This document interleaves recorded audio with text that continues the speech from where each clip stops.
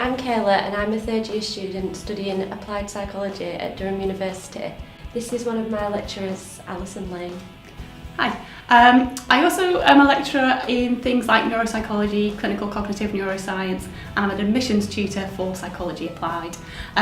Part of that is that I often get asked questions at open day. The biggest one that usually happens is, what's the difference between the two programmes that psychology offer at this university? I remember thinking the same thing when I was starting Durham University. I think really it's about what questions you like to ask as a psychologist, because both courses are accredited by the British Psychological Society, and that means that they have to have similar content, especially at levels 1 and 2, so we have to teach core areas of psychology. But psychologists and applied psychologists can still ask slightly different questions. So psychologists might ask about things like how someone's body language can express how they're thinking or how they're feeling.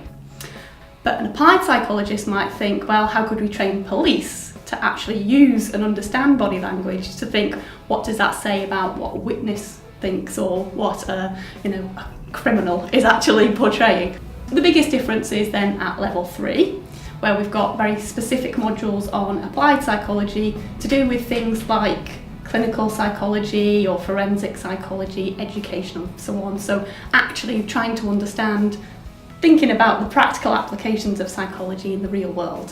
One of the things I really like about the course is that it is actually applied. So the modules that you take relate to careers that you might one day be working in.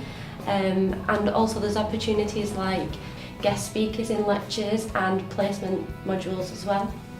There isn't really a student staff barrier, which I really like, and that means that there's always someone that you can go to for help or any queries that you might have. Also, when you start the course, you meet your academic advisor and they remain your academic advisor throughout the course, so you've got somebody there who knows you personally, knows your goals and can help you make the right decisions to work towards those goals. Research-led teaching is also an important part of the degree. So that means that we can teach you about current research, not just about stuff from textbooks, which can already be up to about 10 years out of date.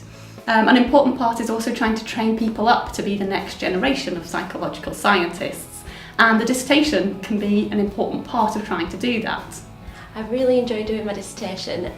I worked with the Mental Health Research Network within the university on a study about the social and emotional wellbeing of students.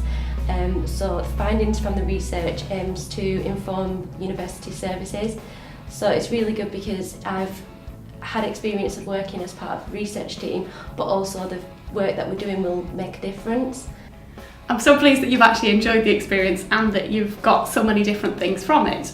Employability is something that we do take very seriously, and therefore it's important for you to understand all the different skills that you have been able to get from your degree. One of the things that we do on the Psychology Applied programme is actually to take students away in their second year on an employability retreat, and this helps people to understand the value of their degree, because it is a degree that's recognised by the British Psychological Society, so you can go on to those sorts of careers as a registered professional psychologist, clinical, forensic, education and so on. But actually, because of the nature of the degree, you can get so many other transferable skills, critical evaluation, problem solving, communication skills and so on. And that means that actually you can do all sorts of other jobs in the future as well.